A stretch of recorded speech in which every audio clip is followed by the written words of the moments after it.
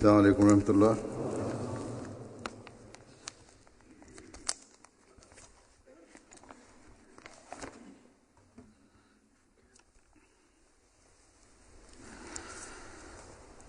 أشهد أن لا إله إلا الله وحده لا شريك له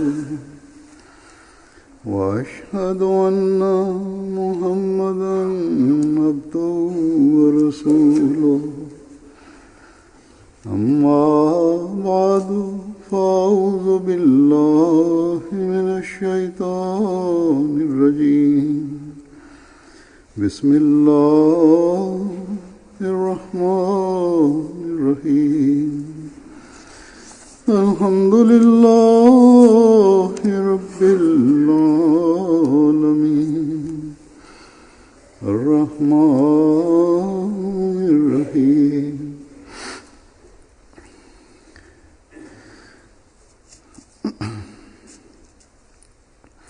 مالك يوم الدين إياك نعبد وإياك نستعين اهدنا الصراط المستقيم صراط الذين أنعمت عليهم غير المغضوب عليهم ولا الضالين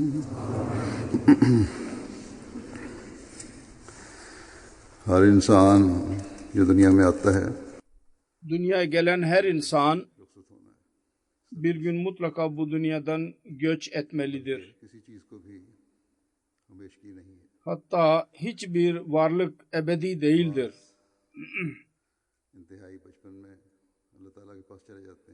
Bazı çok küçük iken Allahu Teala'ya doğru gider, onları Allahu Teala çağırır kendisine doğru.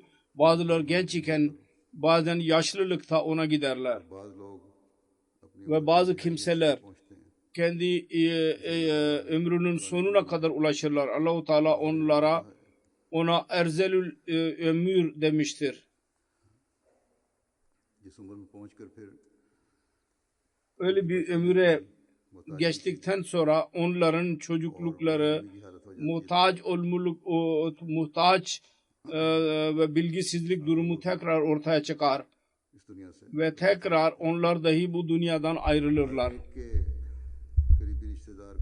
Her bir insanın akrabalarının dünyadan ayrılışından üzülür. Hangi yaşta bu dünyadan ayrılırsa ayrılsın. Ancak bazı varlıklar öyle olurlar ki onların bu dünyadan ayrılmaları üzerine, vefat etmeleri üzerine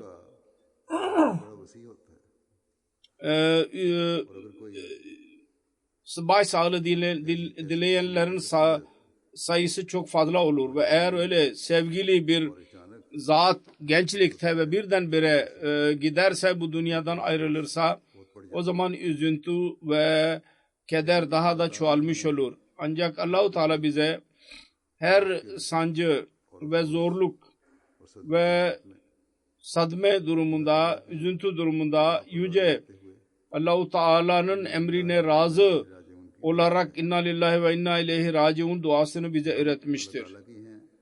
Biz Allah'ınız ve ancak ona döneceğiz.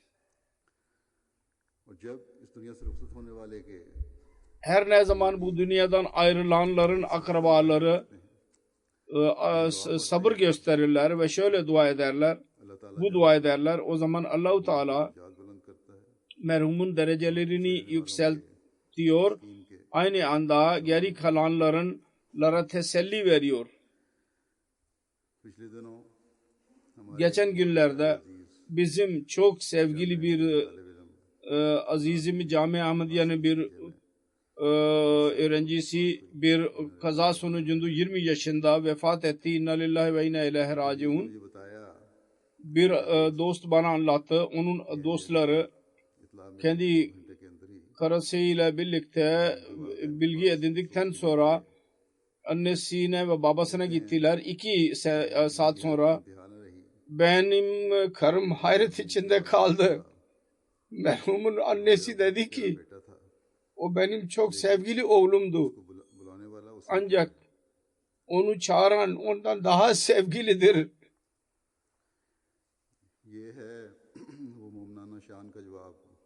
Bu müminane şan budur işte. Mesih Maud Aleyhisselatü Vesselam'a inananlarda biz onu görüyoruz. Hiç gürültü patırtı yok, ağlamak yok.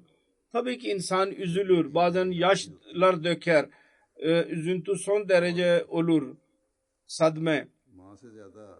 Ve anneden daha fazla kim genç çocuğun ayrılışına üzülebilir, onun ölümünü hissedebilir. Ondan daha fazla kim eziyet duyabilir? Yahut babadan daha fazla kim genç çocuğun ayrılışının hissini duyabilir? Baba hakkında bana aynısı söylendi. Kazanın bilgisini edindikten sonra büyük sadme içindeydi. Dua ediyor olacak. Ancak durum belli olunca ve ölüm haberi kendisine ulaşınca belli bir müddet sonra bana haber geldi. Vefat etmiştir ve inna lillahi ve inna ileyhi raciun dedi ve ondan sonra teselli buldu. İşte gerçek müminlerin şanı budur. Genç çocuğun birdenbire ölümünü o kadar fazla insan unutamaz. Unutulamaz. Ancak bir mümin kendi sancısını Allah-u Teala'nın huzuruna çıkarak beyan eder. Orada ağlar, yaşlarını döker ve kalp huzuru için ve merhumun derecelerinin yükselmesi için dahi dua eder. Ben Almanya yolculuğu içindeydim. Ben aynı gün geri döndüm. Yolculuğa çıkmadan önce ben haber aldım ki kaza oldu. Ve daha sonra yolda ölüm haberini dahi aldım.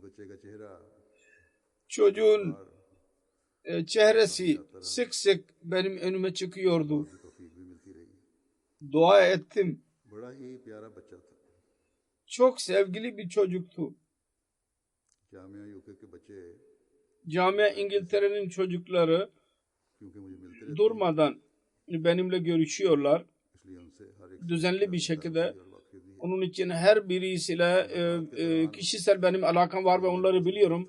Görüşme esnasında eğer benim zamanım olursa onlarla soru cevap şekline dahi giriyoruz.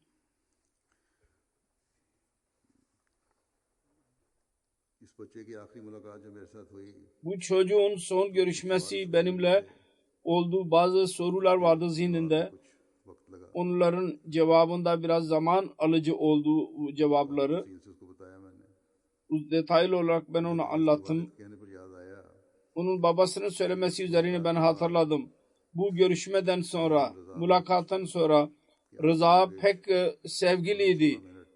Bugün 15-16 dakika da benim sorularımın detaylı cevabı elime geçti.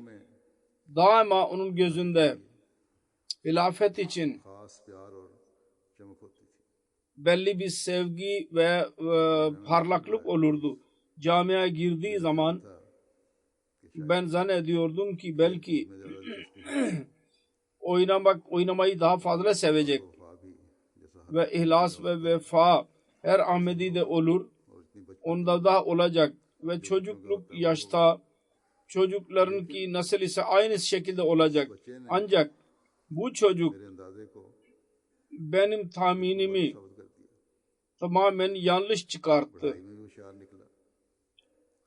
Tahsilde de iyiydi, zekiydi. Tabii ki oynamayı severdi.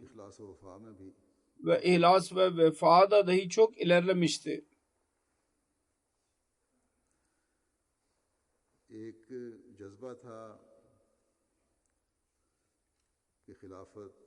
Bir his vardı ki hilafet ve dinin koruması için ben açık bir kılıç haline geleyim. Ve bazı durumlar onun dostlarına bana yazmışlardır. Onu yaptı da gösterdi, yaparak gösterdi. Birçok sayılar onun dostları yazarak onun sınıf arkadaşları, cami öğrencileri, kız kardeşler ve erkek kardeşler ve anne baba onun iyiliklerinden bahsetti. Bir şey hemen hemen her birisi bana yazdı. Kibarlık, güzel ahlak, din hamiyeti, hilafet ile alaka ve sevgi, misafirperverlik, hislere saygı göstermek onun iyi vasıfları idi. Belli vasıfları. Öyle insanlar Hz. Resulullah sallallahu aleyhi ve sellem'in buyruğuna göre öyle insanlara katılırlar ki cennet onlara vacip olur. Her insan onu metheder. Ve bu çocuk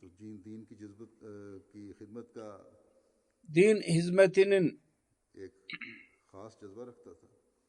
özel bir hissini taşıyordu.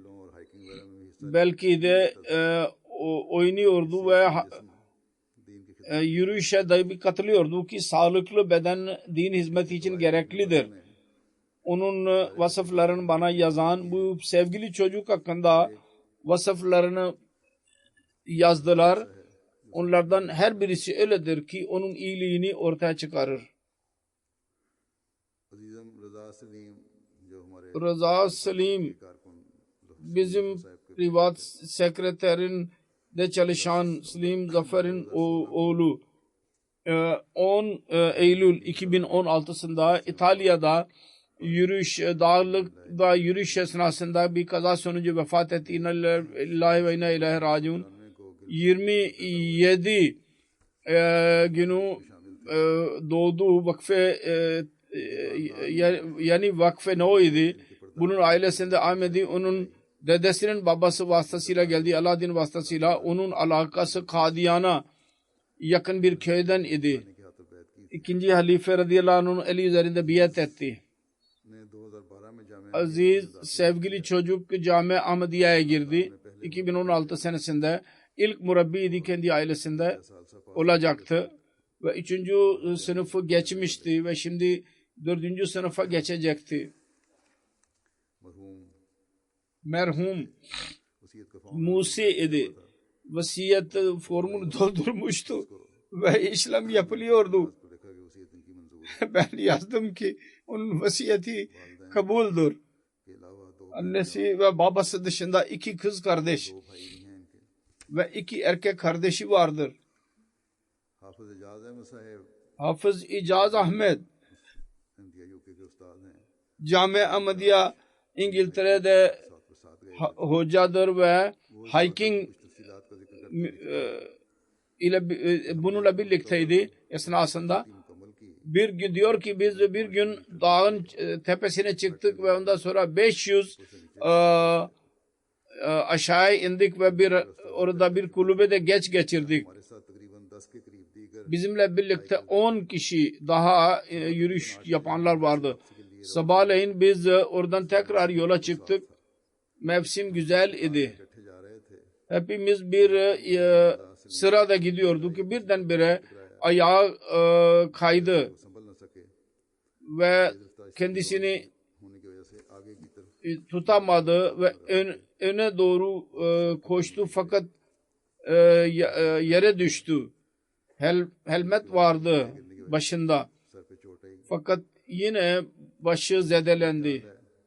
Doktorlar zannediyorlar ki düşün esnasında baygınlık vardı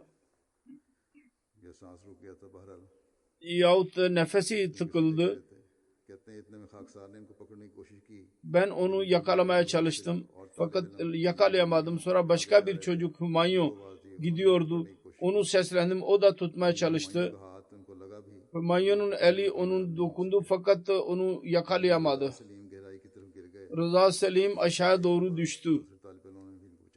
Diğer öğrenciler dahi aşağı inmeye çalıştılar kurtarmak için fakat ben onlara mani oldum. Çünkü büyük zarar görebilirdik.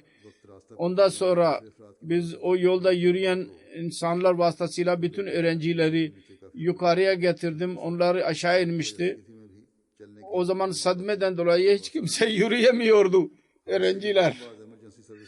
Hadiseden sonra biz helikopter geldi. 20 haber verdik. Rıza Selim bizim gözümün önündeydi. Fakat helikoptere biz bildirdik. Onlar helikopter yardımıyla adamlarını indirdiler.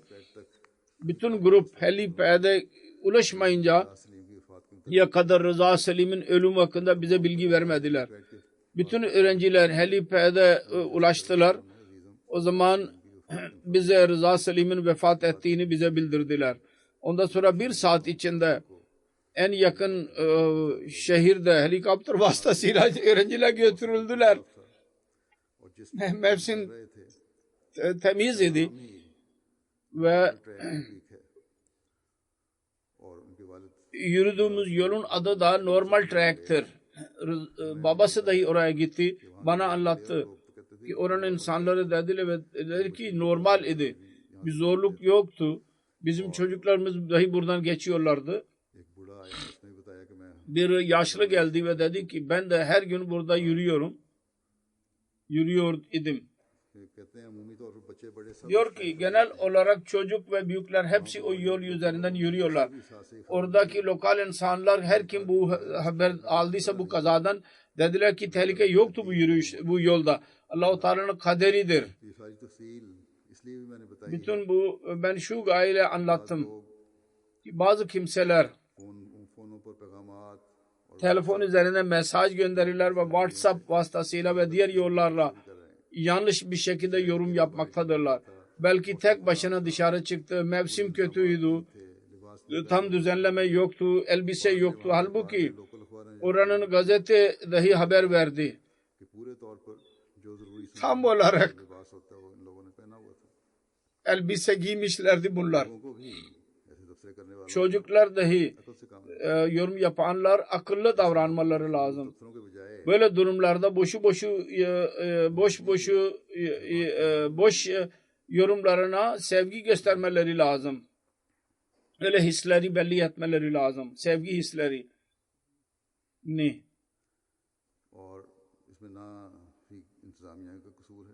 Ve ne yöneticilerin bir sancısı var yahut başka bir kimsenin eksikliği yoktur. Çocuk düştü, başı döndü yahut hangi sebepten olursun bir kader vardı.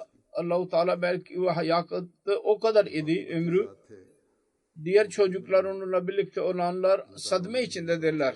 Allah-u Teala onlara himmet versin, hafıza versin ve genel hayata geri gelsinler. Hatıralar unutulamaz. Daha önce de söylediğim gibi. Çocuklarda bu zikir devam edecek. Ancak bundan hiçbir şekilde ümitsizliğe kapılmamalıyız. Korku olmamalı öğrencilerde, cami öğrencilerinde. Selim Zafer Bey yazıyor. Benim çok sevgili oğlumdu. Birçok özelliğe sahibi, iyiliğe. Birkaçtan bahsedeceğim. Daima doğru söz söylerdi. Eğer bir hata yaptıysa asla gizlemezdi. Eğer biz onu öfkelersek hatasını hemen kabul ederdi ve doğrudan yana olurdu. Alışkanlığı böyleydi. Çocukları çok severdi. Kız ablasının çocuklarını çok severdi.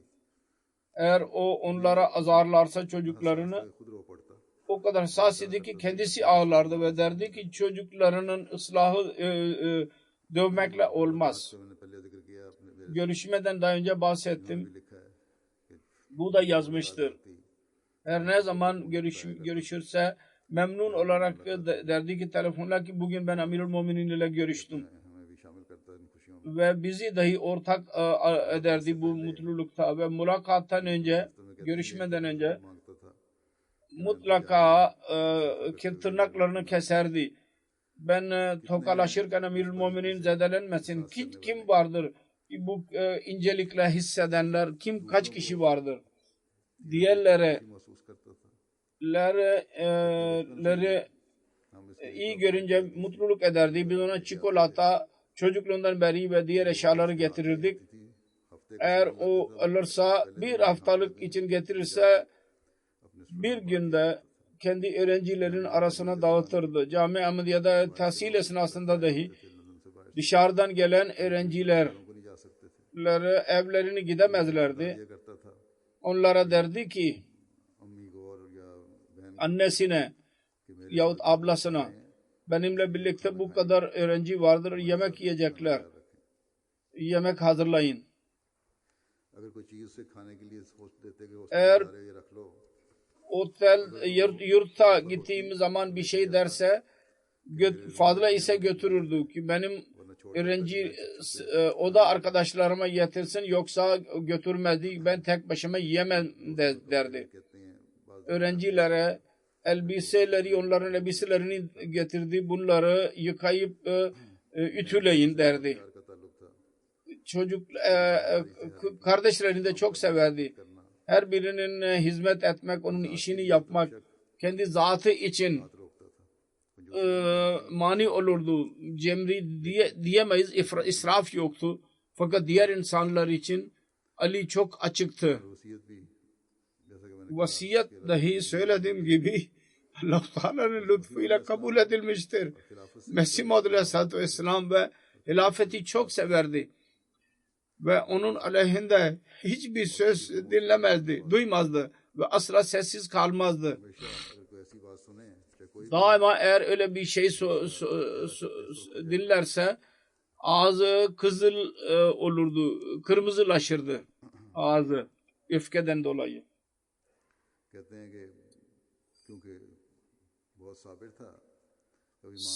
Sabreden idi, dinlemezdi kendisi. Onun için biz onun ihtiyaçlarına kendimiz hesap ederdik.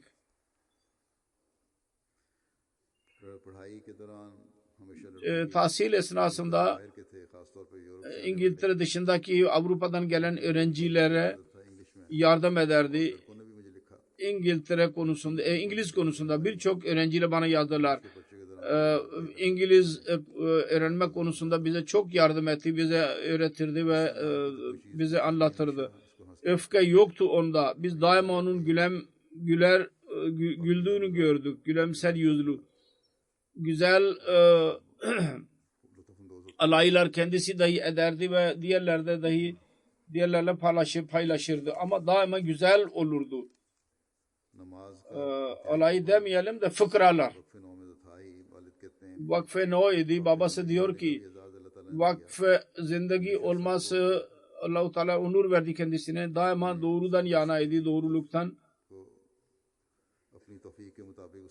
Kendi gücüne göre bundan pay aldı. Ben istiyordum ki murabbi olarak dini cemaatimize hizmet etsin. Bana dahi dedi. Ben ona dedim ki çocuk Cami Ahmediye'nin tahsilini tamamlamadan önce murabbi olmuştu. Ve bazı olaylardan bahsedeceğim. Nasıl arzusu vardı tebliğ ve terbiyet etmeyi.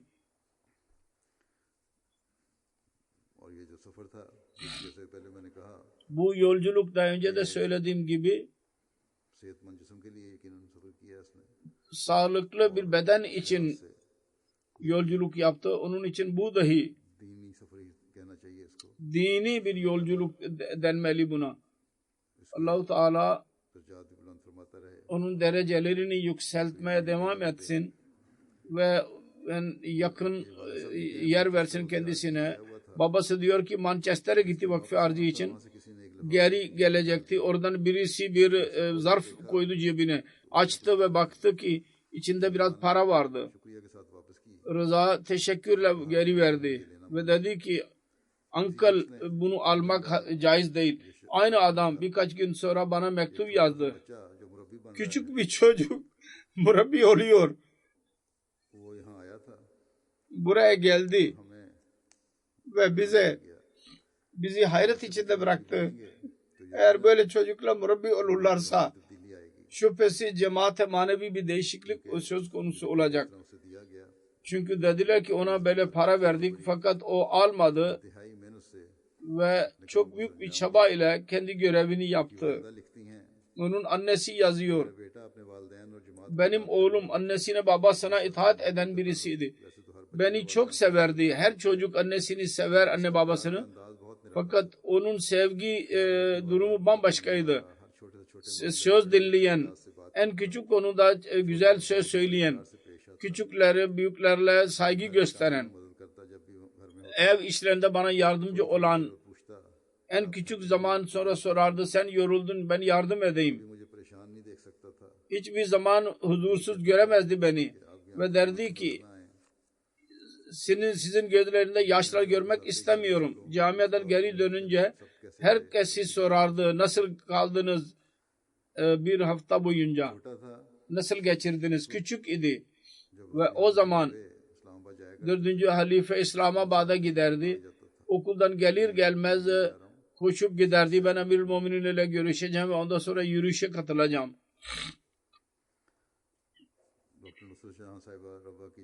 Doktor Nusret Jahan bugünlerde hastadır.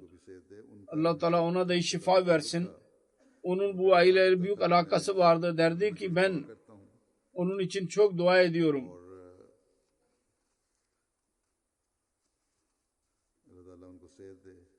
Allah Teala ona sıhhat sağlık versin. Allah Teala bunun duaları dahi kabul etsin onun için. Diyor ki ben cuma gecesi rüya gördüm. Benim evimde birçok insan geliyor ve resimler çekiliyorlar. Ben korkarak çıktım ve kocama dedim ki ben bir rüya gördüm ve korktum. İyi bir şey görmüyorum. Sadaka ver sabahleyin. Dedi ki büroya gidince sadaka vereceğim. Ancak ondan önce bilgi edindik.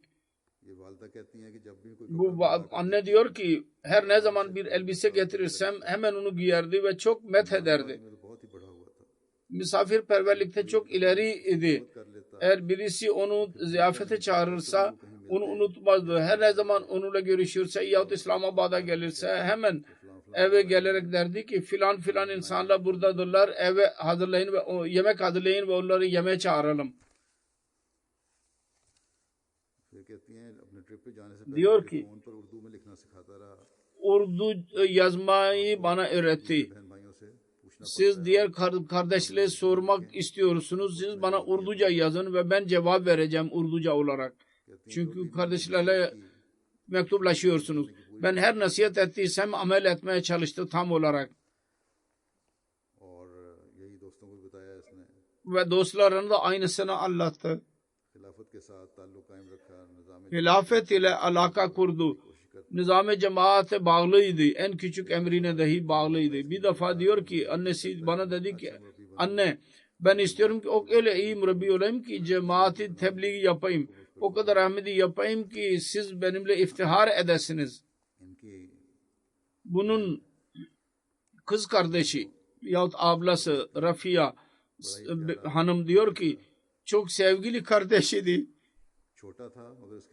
Küçük idi. Fakat düşüncesi çok derindi. Küçük olmasına rağmen her insana aldırış eder. Onun her insana ömrüne göre konuşurdu. Ve bugüne kadar hiçbir insanın kalbini incitmedi. Her insanın sözünü hürmetli bir şekilde dinlerdi ve cevap verirdi. Hürmetli olarak. İslamabad'da çalışmak için insanlar gelirlerdi. Lacna'nın salonu vardı. Orada dahi onlara çay götürmek, muhafaza etmek, yiyecekleri onlara vermek, onlara hizmet ederdi ve insanlar derlerdi ki yalnız bu çocuk bize hizmet ediyor diyorlardı. Kardeşi Asad Salim diyor ki çok sade mizaca sahibiydi. Doğru söz söylerdi. Biz çocuk için yepyeni bir araba aldık ve ona sürpriz ettik. Her ikisi çalışıyor. Küçük kardeşine araba satın aldılar. İlk şey fiyatı idi ve dedi ki ben mürabbi olarak sade hayat geçirmeliyim ve değerli eşyaları kullanmamalıyım.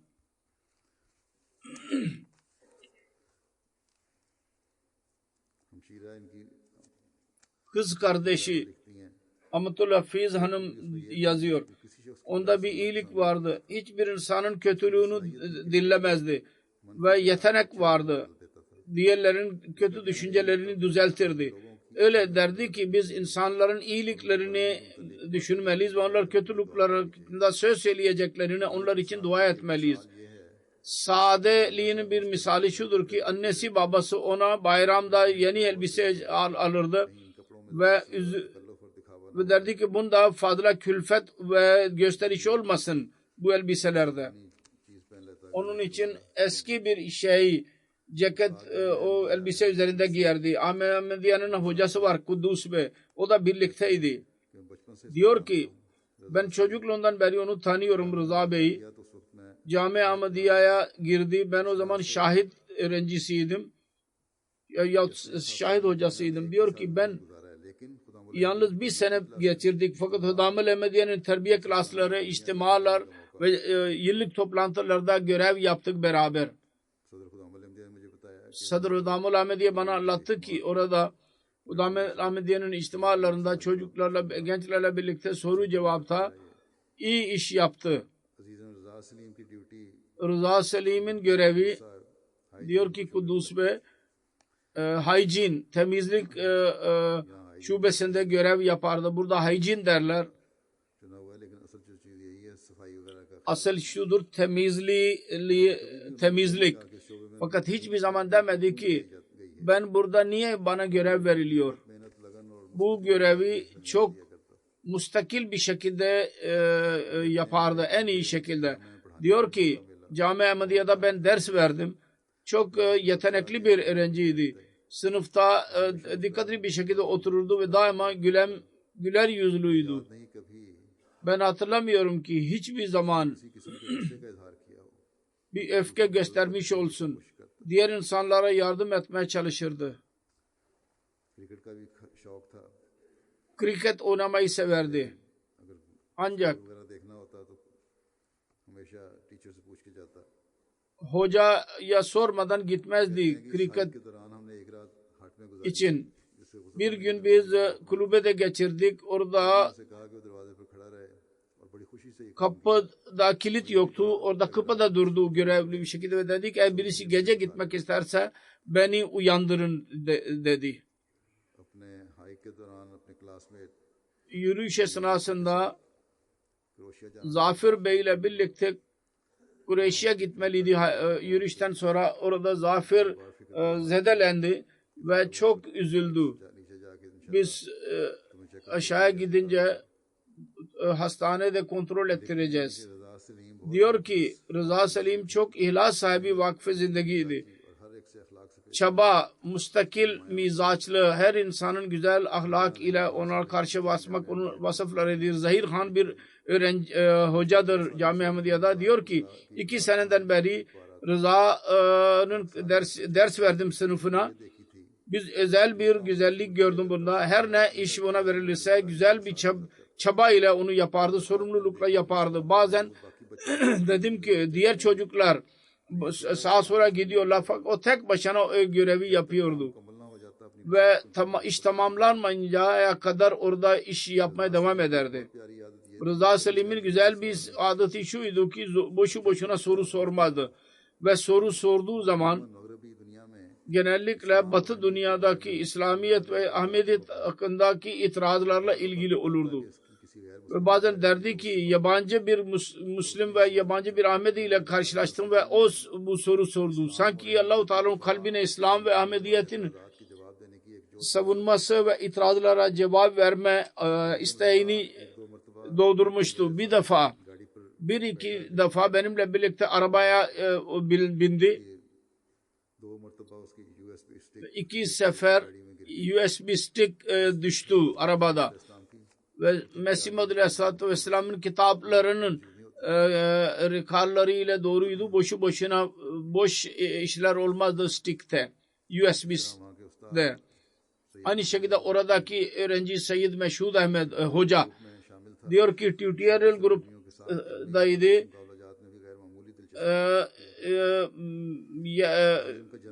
Oyunlara da katılırdı. Genel bilgisi daha fazlaydı diğer çocuklardan. Ve diyor ki geçen sene bazı yarışması oldu. 500'den daha fazla şiir ezbere hatırladı. Onları yazmadan önce onları tam konusunu bilirdi. yalnız hifz etmezdi ve bütün öğrencilerden yol sorardı. Manalarını sorardı. Rıza Selim tebliğ yapmayı çok severdi. Geçen sene vakfe arzı için Wolverhampton cemaatine gönderildi. Orada broşürlerini dağıttı ve yerel arkadaşlarla birlikte birçok masa kurdu, tebliğ masaları. Ve bir defa bir İngilizle karşılaştılar. Faal bir Hristiyan idi. Ona Mesih Maud Aleyhisselatü Vesselam'ın beyan ettiği araştırmaya göre Mesih Nasiri Aleyhisselam'ın çarmıhtan kurtulması ve Keşmir'e hicret konusunda anlattı. O da hayret içinde kaldı. Davet etti onu ve daha sonra da onunla irtibat halinde kaldı. Müstakil tebliğ yaptı ona. Aynı şekilde İslamabad ve camia ile birlikte broşürlerin dağıtımı ve tebliğ masaları için daima hazır olurdu. Geçen sene bunun öğrencileri geldi, sınıf öğrencileri İspanya'ya gittiler. Ve orada ben onlara dedim ki en az 50.000 broşür dağıtmalısınız. Allah-u Teala'nın lütfuyla o grup 50.500 broşür dağıttılar. Aynı şekilde Mansurca Camia'nın müellimidir. Diyor ki çok güler yüzlüydü. Ben asla öfke görmedim yüzünde. Hilafet ve cemaat inancına boşu boşuna itiraz eğer birisi yaptıysa, ne zaman itiraz ettiyse o zaman ben diyor ki çehrende bir öfke gördüm yüzünde. Aşırı derecede. Ve diyor ki bunlar açık bir delil idi ki o hilafet sevgisi onun kanına girmiş idi. Kalbine girmiş idi. Hilafet sevgisi. Diyor ki her ne zaman hilafetin bağlılığının bir örneği şudur ve bilgi öğrenmenin bir örneği şudur ki her ne zaman ben sınıfta benim hutbelerim hakkında zikrettiysem ve hutbeyle alakalı olarak soru sorduysam iyi dinleyenlerden birisiydi. Daima herkesi bunu yazıyor. Müşahede ettim ki tebliği yapmayı çok severdi. Sosyal medyada gayri Ahmedilere tebliğ yapmak onun alışkanlığıydı ve hocaların gözetimi altında çaba sarf ederek gayri Ahmedilerin cevaplarını hazırlarlardı. Delil ile birlikte. Sonra onun bir öğrencisi Safir Ahmet diyor ki ben Belçika'danım ve biliyordu ben oradanım. Ben eve gitmiyorum. Hafta sonu daima beni ev yemeğini bana yedirirdi. Aynı şekilde İngilizce imtihan, İngilizcemiz zayıftır. Daima İngilizce anlatarak hazırlatırdı imtihan için. Şazeb Athar bir öğrenci vardı. Diyor ki çok güzel mizaçlı, güler yüzlü bir insandı. Daima yardım ederdi diğer insanlara. Diyor ki biz vakfe arzı için biz gönderildik ve çarşıda biz tebliğ stadı kurduk. 2 Hristiyan geldi. Rıza güzel bir şekilde cemaat mesajını onlara verdi. Merhumun bilgisi çok genişti ve tebliğ yapmayı çok severdi. Hiçbir zaman öfkeyle konuşmazdı. Çocukları toplar ve ondan sonra diğer programlar dahi yapardı. Eğlence programları. Bir olayı hatırlıyorum. 2014 senesinde vakfe arzı esnasında ben ve Rıza Selim merhum tebliğ stadındaydık. Gitmeden önce Written First geldiler. İslam aleyhinde derler. Broşür dağıtıyorlardı. Bize yaklaştığı zaman Rıza Selim öfkeli bir şekilde soru sordular. Ancak güzel bir şekilde onların sorularına cevaplandırdı ve ondan sonra öğrendiler ki bu şiddet terörist Müslümanlardan değildir. Terörizmi seven Müslümanlardan değil. Aynı şekilde camiadaki başka bir öğrenci Zafer diyor ki sınıfta onunla birlikteydim. Birdenbire yazı tahtası aldı ki bir camiada çok zaman kaybediyoruz ve boşu boşumuza zamanımızı nasıl getireceğiz? O zaman dahi bir şeyler yapmalıyız ve o zamanı dahi güzel bir şekilde kullanmalıyız. Boşu boşuna zaman kaybedeceğimize yazı tahtada onu yazmaya başladı. Aynı şekilde hocalarla birlikte değişik konular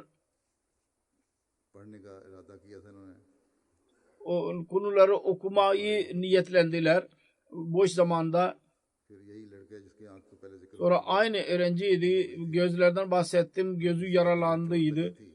Diyor ki ben yaralandım ve sık sık sonuna kadar bana derdi ki Zafer biz aşağıya iner inmez hastaneye gideceğiz ki sen orada seni olarak kontrol ettirelim ve tedavi edilebilesin.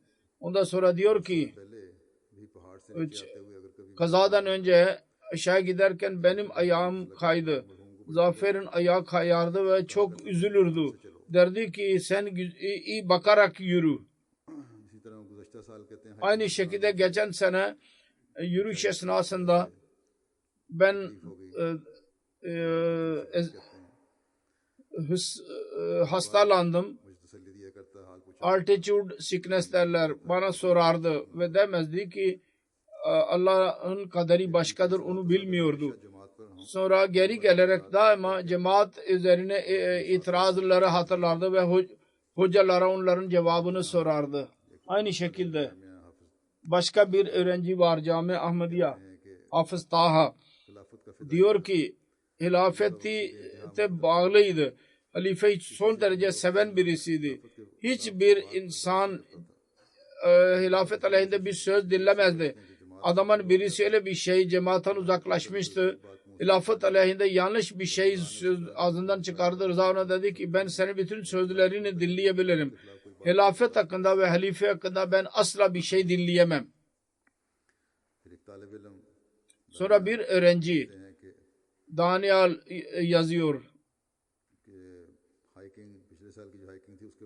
Geçen sene dağdaki yürüyüşten sonra, hikingden sonra Hafız İcaz'den ders alıyorduk. İkinci hiking için, dağ yürüyüşü için bu çok mutluydu. Ve hepimiz birlikte video yaparak gönderiyorduk telefonda.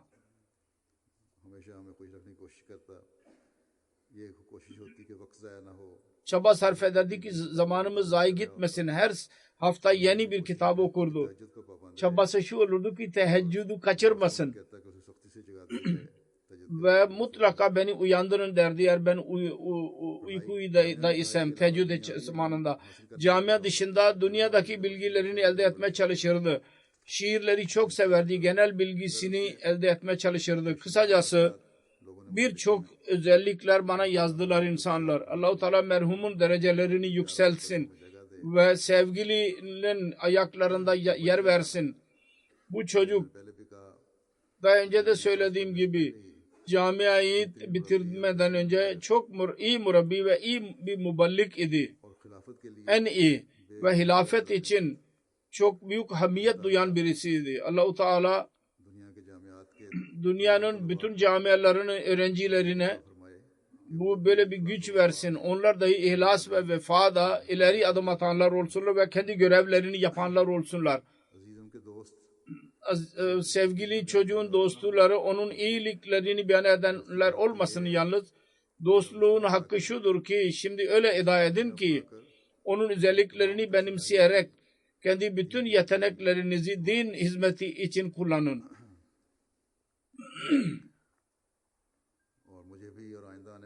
Ve bana dahi ve gelecekte gelen halifeleri en iyi yardımlar ve sultan-ı nasip olsun. Allah-u Teala anne babasına ve babasına ve kız kardeşlerine ve arka kardeşlerine huzur versin ve sabırlı ile ve Allah-u Teala'nın rızasına razı kalarak bunlar sabır gösterdiler. Daima buna bağlı kalsınlar ve Allah-u Teala'nın lütuflarını elde edenler olsunlar. gelecekte her bela ve sadmeden bunları korusun. Namazdan sonra inşallah Teala ben onun cenaze namazını kıldıracağım. Ben dışarı çıkarak hazır cenazedir. Siz safları düzeltin. Ben dışarı çıkarak namaz kıldıracağım.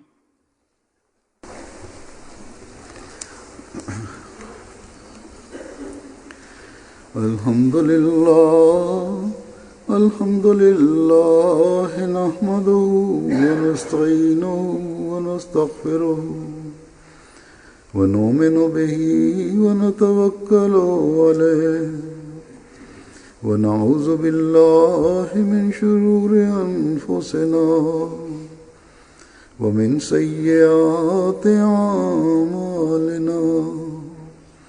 من يهده الله فلا مضل له ومن يضلل فلا هادي له ونشهد أن لا إله إلا الله ونشهد أن محمدا عبده ورسوله. عباد الله رحمكم الله إن الله يأمر بالعدل والإحسان وإيتاء ذي القربى وينهى عن الفحشاء والمنكر والبغي يعظكم لعلكم تذكرون. اذكروا الله يذكركم وادعوه يستجب لكم ولذكر الله أكبر.